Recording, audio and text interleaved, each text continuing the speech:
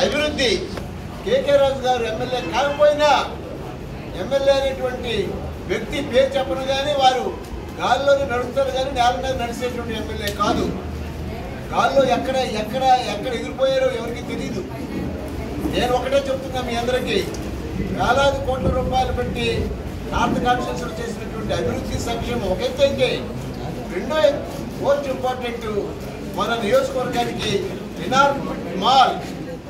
Inorbit mall అంటే వేల కోట్ల రూపాయలతో వచ్చేటువంటి ఈ యొక్క మాల్ వల్ల వేలాది మందికి ఉపాధితో పాటు ల్యాండ్ వాల్యూస్ కూడా చాలా గణనీయంగా పెరిగేటువంటి అవకాశం వస్తుంది. ఇప్పుడే రాజుగారు చెప్తున్నారు.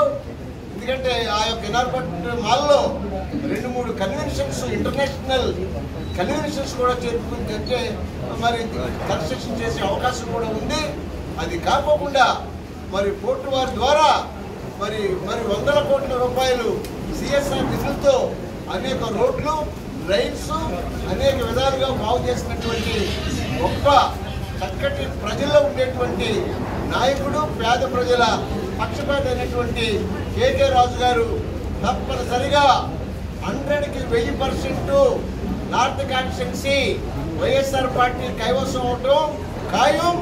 అలాగే జగన్మోహన్ రెడ్డి గారు 100కి 1000% ముఖ్యమంత్రి అవటం కూడా ఖాయమని మీ ద్వారా విశాఖ ప్రజలకే కాదు రాష్ట్ర ప్రజలందరికీ కూడా నేను మనవి చేస్తూ, మరి ఈ విషయంలో ముఖ్యంగా మరి నాలాంటి ఒక దళితుడిని 3 సార్లు ఎమ్మెల్యేగా ఉన్నటువంటి వ్యక్తిని ఈ రోజున దళితుల్ని ఇంతవరకు ఎంపీ రాజ్యసభ పదవి ఎవ్వరికి కూడా ఏ పార్టీ కాదు, ఏ ప్రభుత్వం కాదు, ఈ 50-60 ఏళ్లలో ఎవరికి రానేటువంటి అవకాశం జగన్మోహన్ రెడ్డి గారు ప్రత్యేకంగా విశాఖపట్నానికి కానుగా నన్ను రాజ్యసభకు పంపించినటువంటి విషయం మీ అందరికీ కూడా తెలుసు.